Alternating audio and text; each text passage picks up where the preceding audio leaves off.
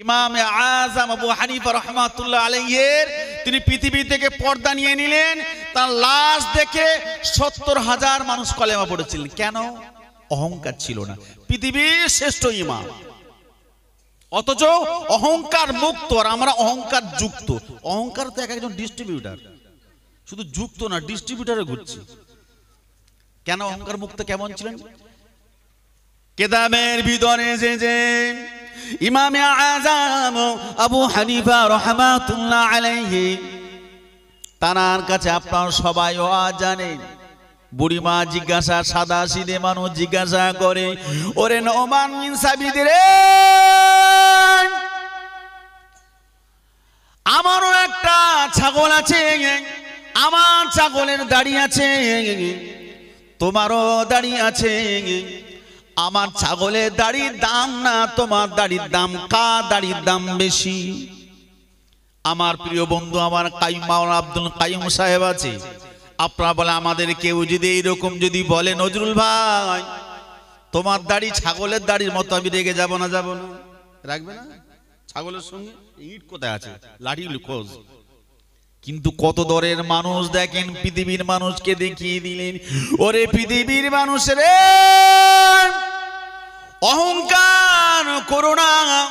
শয়তানের ইবাদত, শয়তানের শিক্ষাগত যোগ্যতা, শয়তানের নামাজ, শয়তানের রোজা, শয়তানের পোশাক, শয়তানের চেহারা কিছুই কমতি ছিল না। শয়তানের সব ছিল, কিন্তু অহংকারটাও ভালো ছিল। কথা ঠিক না ভুল? অহংকারে শেষ হয়েছে শয়তান, অহংকার হিংসায় শেষ হয়েছে শয়তান। কিন্তু বিশ্বাস করে পৃথিবীর মানচিত্রে যাদের সুনাম খ্যাতি, যাদের নামটা আমরা সকলে উচ্চারণ করি শ্রদ্ধার সঙ্গে, তাদের কিন্তু অহংকার ছিল না। ছিল? ও যুবকেরা, এই এত বড় কবরস্থান, কবরস্থানে কত নামি দামি মানুষ ঘুমিয়ে আছে, যাদের কথাতে বাঘে বকরি পানি খেত, যাদের গর্জন তর্জন আওয়াজেতে মানুষ প্রকম্পিত হয়ে যেত। আজকের যদি তাদের ভাঙা কবরের কাছে যদি আপনি ডাকেন, নজরুল তোর তো ছিল কত বল, আজকের তোর কি করে হলো, কি হলো বল? সঙ্গে সঙ্গে নীরবতার মাঝখান থেকে লা তুকাদ্দিমুনি যেমন বলে তেমন আওয়াজ আসবে, আমার যত বল ছিল সব বল বিকল। কিসের এত অহংকার? আপনার গাড়ি, আপনার বাড়ি, আপনার জমি, আপনার জায়গা, আপনার শিক্ষাগত যোগ্যতা, আপনার রূপ সৌন্দর্য সবকিছু মৃত্যু নামক দলিলে আপনাকে লিখে দিতে হবে। কিসের এত অহংকার? আপনি পৃথিবীতে এসেছিলেন, আজান হয়েছিল, আপনি যাবেন, আজান হবে না কিন্তু নামাজ হবে। কিসের এত অহংকার? আপনি আপনার নিজের পোশাকটা আপনি নিজে পরতে পারবেন না। যেখানে আপনি যখন পুকুরে আর গোসলখানে যখন সাবান মারতেন, গেদায় পুকুরে সাদা হয়ে যেত, আর এখন আপনার গোসল দেবে হয়তো পিঠের তলে ফাঁকা থেকেই যাবে। কথা ঠিক না বলেন? কিসের এত অহংকার? নোমান বিন সাবিত হুজুর আমার অহংকার করলেন না, বলছে বুড়িমা পরে বলবো, পরে বলবো মা, পরে বলবো। এমন করতে করতে অনেকবার আবার আসে, বলে না, বলছে পরে হবে। এমন সময় দেখা গেল নোমান বিন সাবিত আবু হানিফা রাহমাতুল্লাহ আলাইহি দুনিয়া থেকে বিদায় নিয়ে ইন্তেকাল করলেন। ইন্না লিল্লাহি ওয়া ইন্না ইলাইহি রাজিউন। এমন সময় লাশ মোবারক খাটিয়া করে নিয়ে যখন চলে যাচ্ছে, নিয়ে যাওয়ার সময় বুড়িমা সাদা সিধে মানুষ বলছে, কে মারা গেছে, এত লোক কেন? সবাই বলছে তুমি জানো না বুড়িমা, নোমান বিন সাবিত আবু হানিফা ইন্তেকাল করেছে। সঙ্গে সঙ্গে বলতে লাগলে, দাঁড়াও দাঁড়াও। লাশ দাঁড়িয়ে গেল। এমন করে লাশ মোবারক কিনে মানুষ জানাজা খাটিয়া কিনে দাঁড়িয়ে গেল। বুড়িমা খাটিয়া দিকে লক্ষ্য করে বলেছিলেন, ওরে নোমান বিন সাবিত রে, তুমি মারা গেলে, তুমি চলে গেলে, ও নোমান বিন সাবিত, আমার ছোট্ট একটা প্রশ্নের উত্তরটা তো দিয়ে গেলে না।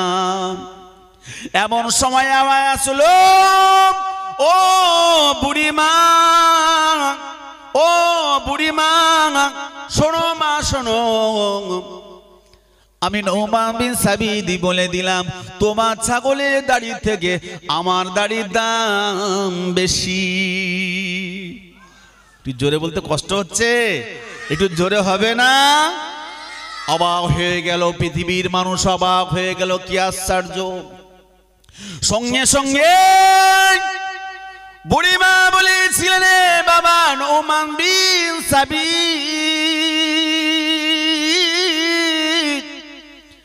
সামান্য উত্তরের জন্য তুমি বারে বারে ঘোরালে, এই সামান্য উত্তরের জন্য তোমাকে মরতে হলো, এই সামান্য উত্তরের জন্য তোমায় খাটিয়ায় চাপতে হলো, সামান্য উত্তরের জন্য তোমাকে কাফনের ভিতর থেকে উত্তর দিতে হলো।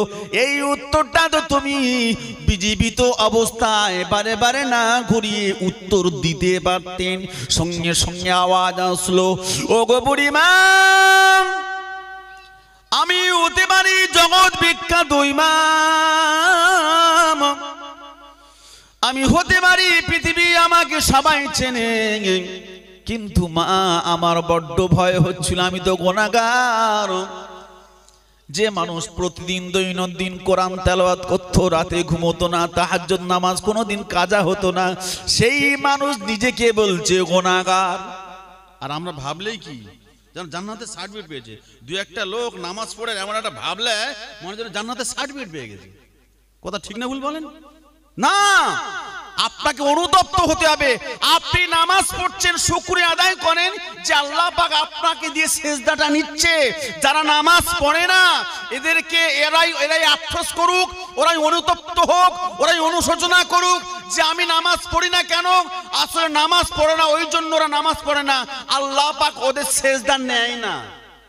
আল্লাহ যার তার সেজদা নিয়ে নেবে?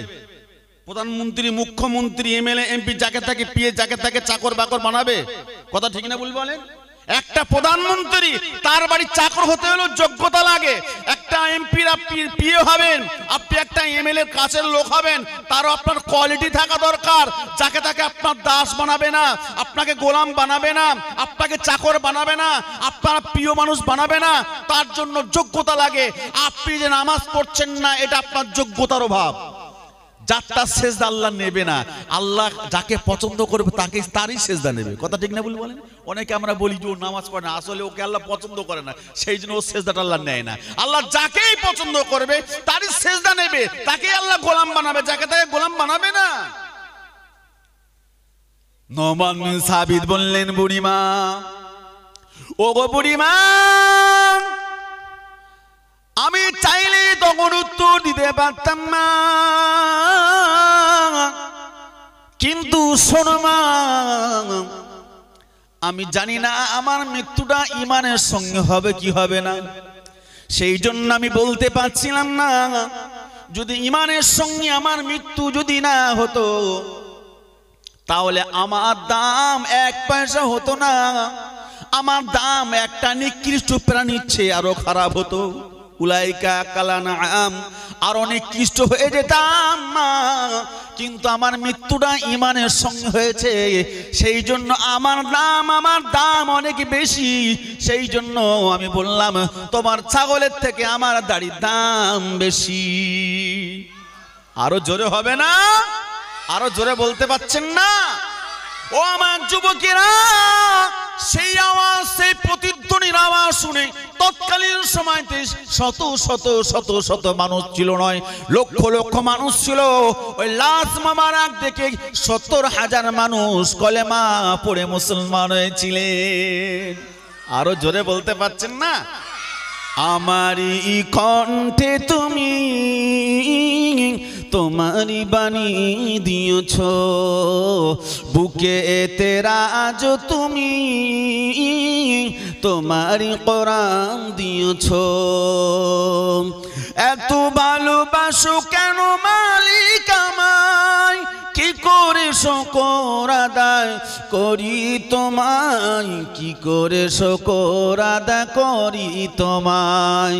আমারই কণ্ঠে তুমি তোমারি বাণী দিয়েছ, পৃথিবীর দিকে দিকে দিকে নজর দিতে শান্তি মোরা পেলাম চারিদিকে পৃথিবীর দিকে দিকে নজর দিতে শান্তি মোরা পেলাম চারিদিকে রহমত যে তোমার করুণা বেসমান সব দিকে দেখলে পৃথিবীর বিভিন্ন জিনিস দেখলে দীঘা বকখালি দেখলে শান্তি আসে না আসে না আসলে কি বলতে আলহামদুলিল্লাহ বললে তো আজকের পয়লা জানুয়ারি কি বলছে দেখবে যাও ওরে মাথা মোটারা রে কিছু কিছু ছেলে আছে আজকের পয়লা জানুয়ারি আল্লাহ পাক কত সুন্দর বন বনানি দিয়েছে সুন্দর বন জঙ্গল দিয়েছে কত সুন্দর জঙ্গলটা দেখতে সৌন্দর্য পানির কি কর এমন করে সুন্দর উটাল পাতাল ঢেউ দিয়েছে এরা যাচ্ছে গিয়ে সেখানে ডিজেলি যাচ্ছে আর মদলি যাচ্ছে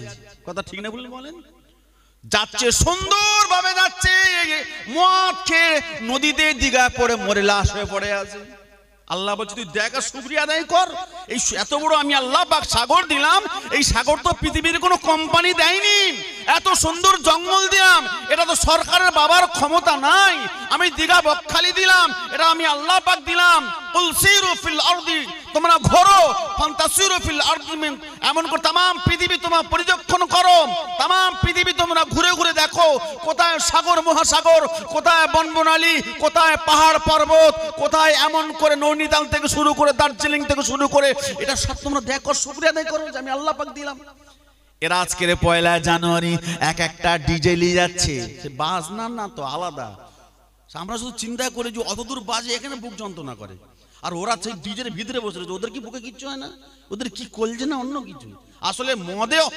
নেশায় অন্য রকম হয়ে আছে কথা ঠিক না বলেন আবার নিয়ে যাচ্ছে কেউ গরু কেউ মুরগি কেউ খাসি নিয়ে গিয়ে জম্মের খাওয়া খাচ্ছে যতটা গোশ খাচ্ছে তার মদ খাচ্ছে এই লাশ যাচ্ছে 30 জন আসার সময় দুজন খুঁজে পায় না তার বাপ মা খুঁজে পায় না লাশ সব চলে আসতেছে আর খুশি আদায় করছে কিসের খুশি বলছে बिहार के चटनी से बनती है बिहार हमको मेरा तरफ से हैप्पी न्यू ईयर কালকে রাত 12টার পর থেকে একদম 31st নাইট শুরু হয়েছে 12টা 1 শুরু হয়েছে এরা বম ফাটানো শুরু করেছে আনন্দ করছে উৎফুল্ল করছে ডিজের জন্য তৈরি হচ্ছে কিসের জন্য কাদের জন্য ইংরেজদের খুশি মানাচ্ছে কারণ ওরা আমাদের বংশবালীকে শেষ করেছে তো আমাদের মুরব্বিদের ধ্বংস করেছে তো আমাদের বহু কবরস্থানকে নষ্ট করে দিয়েছে তো আমাদের বহু মাজারকে তো সেখান থেকে শেষ করে দিয়েছে তো আমাদের মুসলমানদেরকে নষ্ট করে দিয়েছে তো আমাদের মুসলমান মা বোনদেরকে ধর্ষণ করেছিল তো সেই জন্য এরা খুশি মানাচ্ছে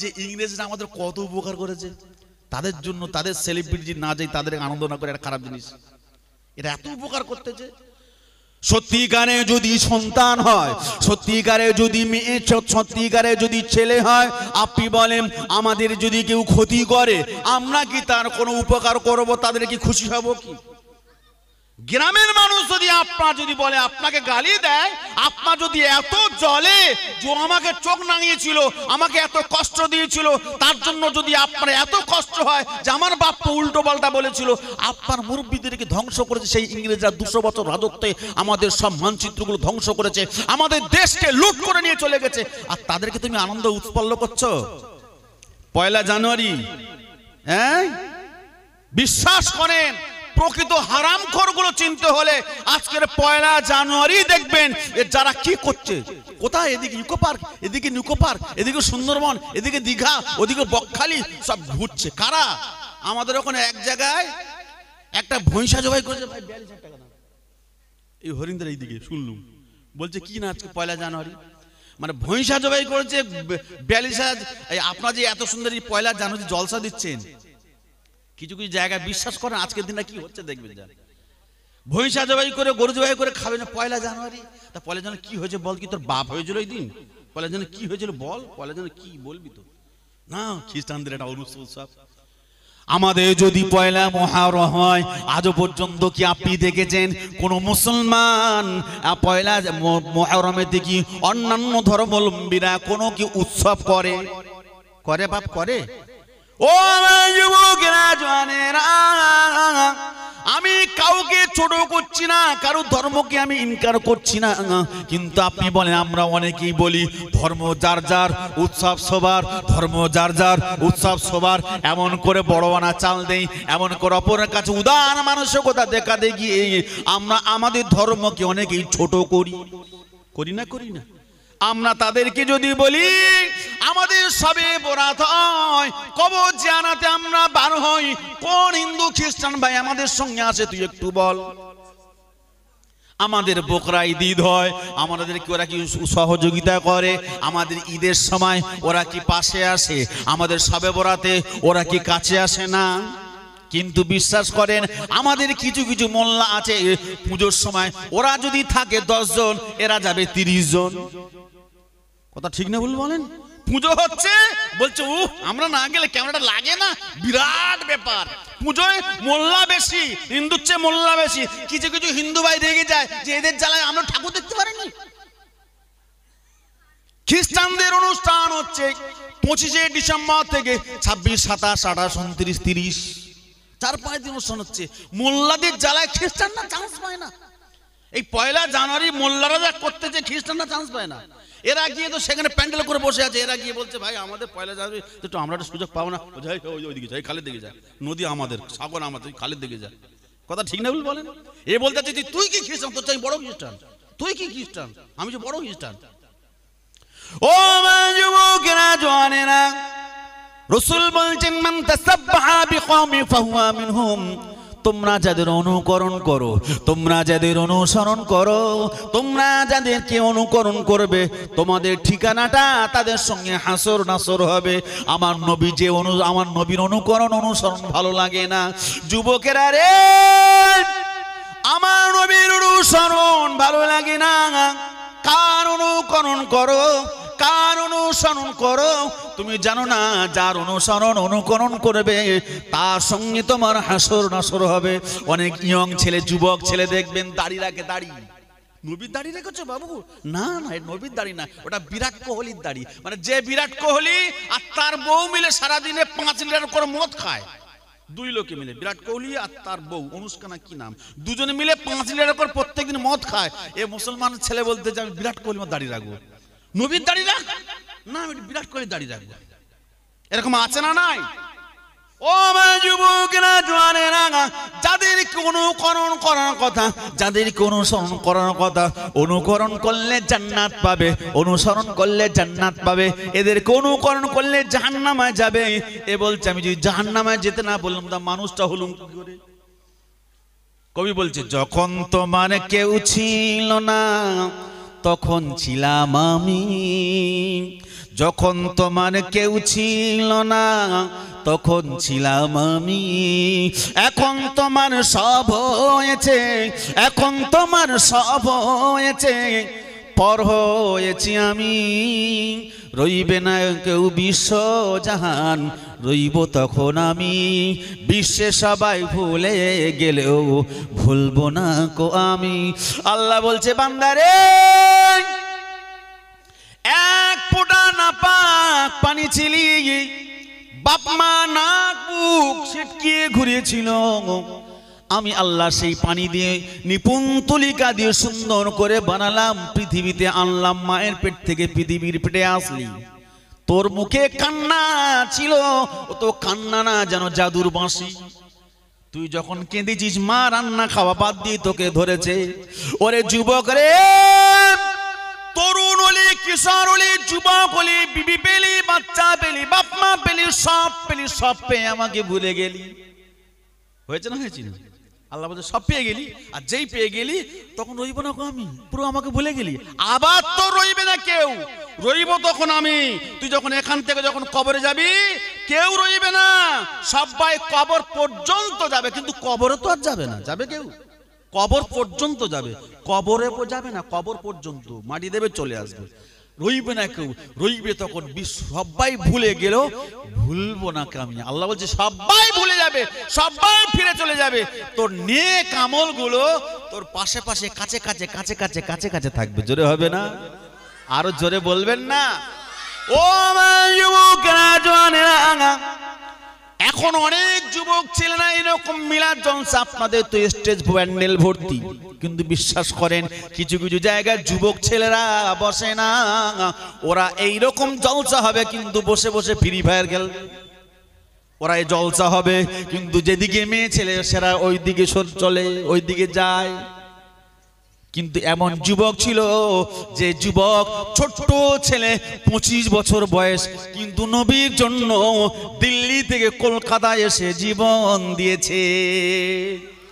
ও আমার যুবকরা, জওয়ানেরা, এত বড় কবরস্থান, এই কবরস্থানে কত রকম মাইয়া ঘুমিয়ে আছে, কত রকম লাশ শুয়ে আছে, কত রকম প্রিয়জন শুয়ে আছে। তাদের নাম যদি ভালো হয় তাদের নামটা শ্রদ্ধার সঙ্গে নেব, আর যদি খারাপ হয় তাদের নামটা আমরা ধিক্কারের সঙ্গে নেই। এটা তো স্বাভাবিক কথা, ঠিক না ভুল? রাসপাল রঙ্গিলা রসুল বই লিখলেন, তৎকালীন সময়তে অনেক নামি দামি তো লোক ছিল, কিন্তু বিশ্বাস করেন একটা ছেলে বাড়ি তার দিল্লি, মায়ের কাছে কি বলছে, মা, বলছে কি হয়েছে, কি হয়েছে? বলছে আমি একটা জায়গা যাব, দোয়া করো। বলছে বাবা কোথায় যাবি? ইলমুদ্দিন কোথায় যাবি? ছেলেটা কি করতো? কাঠমিস্ত্রি, ফার্নিচার মিস্ত্রি কাজ করতো, 25 বছর বয়স, মুখে দাড়ি নেই, কিন্তু নবী প্রেমটা দেখেন। সেও তো ছিল যুবক, এরাও তো যুবক, সেও তো, আমরাও তো মরবো, সেও তো মরেছিল। ইলমুদ্দিনের মার কাছে বলছে, মা, আমার নবীর নামে বই লিখেছে কলকাতার একজন কুখ্যাত বেঈমান রাসপাল, আমি রাসপালকে শেষ করব, আমার নবীর নামে কেন বই লিখলো? ও যুবকেরা, জওয়ানেরা, রাসপালের উদ্দেশ্য কলকাতায় চলে আসলেন। রাসপালকে খবর নিয়ে বাড়িতে গেলেন, রাসপালকে বললেন বই কি আপনি রঙ্গিন ওসলাপ লিখেছেন? বলছে হ্যাঁ। তলোয়ার বার করলেন, গলায় চালিয়ে দিলেন, গ্রেফতার হয়ে গেল। একটু তাকবীর না তো, নারে তাকবীর, একটু জোরে তাকবীর হবে, নারে তাকবীর। শীতের সময় তো আপনি যদি অনেকে কবিতা বলে, কেন করো শীত লাগে, গান ধরো, নাউজুবিল্লাহ। আপনি তাকবীর বলে তো গাটা গরম হবে, একটু জোরে তাকবীর দেন, নারে তাকবীর। আমাদের সকলের প্রাণ প্রিয়, লক্ষ লক্ষ তাওহীদি জনতার প্রাণ পুরুষ, আমাদের সকলের হৃদয় স্পন্দন, আপনাদের আশার আলো। বারে বারে আপনার পিছন ফিরে তাকাচ্ছিলেন, চাতকের ন্যায় দেখছিলেন যে আমার কখন আসবে, কখন আসবে, কখন আসবে। আপনাদের মুখের আকৃতি, চেহারা, অতএব আপনারা যতটা খুশি হয়েছেন ততটা প্রকাশ হচ্ছে। এতক্ষণ আপনারা শুনছিলেন read the Holi Quran and traditional prophet Muhammad সাল্লাল্লাহু আলাইহি সাল্লাম। আমি আপনাদেরকে বলবো, কাইফা তাকফুরুনা বিল্লাহি ওয়া কুনতুম আমওয়াতান ফাহিয়াকুম সুম্মা ইউমিতুকুম সুম্মা ইউহয়িকুম সুম্মা ইলাইহি তুরজাউন। আমি আপনাদেরকে বলবো, আইনামা তাকফুরুনা বিল্লাহি ওয়া কুনতুম, আমি আপনাদেরকে বলবো মৃত্যুর কত একদম অল্প সময়ে যে আমরা মানুষ, আমাদের কথা শুনে মানুষ কথা শোনে না। আর এমনও মানুষ ছিল তাদের লাশ দেখে 70,000 মানুষ কলেমা পড়ে নিয়েছে। জোরে বলবেন না? আরো জোরে হবে না? আমরা 70,000 মানুষ মিলে, বহু মানুষ একত্রিত হয়ে আমাদের মেধা, আমাদের প্রজ্ঞা, আমাদের বাকপটুতা, আমাদের বাকচাতুরতা, আমাদের বাচনভঙ্গির, আমাদের সুললিত কণ্ঠ, আমাদের কোরআন হাদিস মিশ্রিত বাণী, আমাদের কোরআনের বর্ণাঢ্যময় আলোচনা, আমাদের আলোক উজ্জ্বলময় পরিবেশের মধ্য দিয়েও পাশে কবরস্থানকে সামনে রেখে, আলেম ওলামা সকলকে পাশে রেখে, ফুরফুরা শরীফে পীর সাহেবদের হুজুরকে সঙ্গে নিয়ে, বিভিন্ন মুবাল্লিগদেরকে পাশে নিয়ে, কাছে নিয়ে, তারপরেও 70টা মানুষকে কাছে আনতে পারেনি। আর তারা এমন মানুষ ছিল, তাদের চেহারা দেখে, লাশ দেখে, তার আগে তো বহু মুসলমান হয়েছে, লাশ দেখে 70,000 মুসলমান হয়েছে। জোরে হবে না? আরো জোরে বলবেন না? না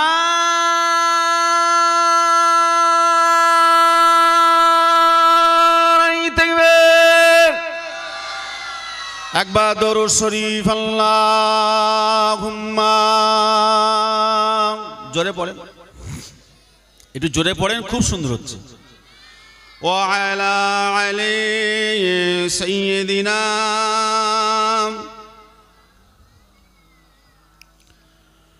প্রভু তুমি বলেছ রাসূল দেবে না,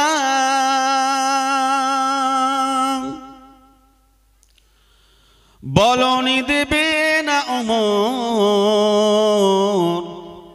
বলনি দেবে না হামজা তারিক, খালিদ বিজয়ী সমর। জোরে হবে না?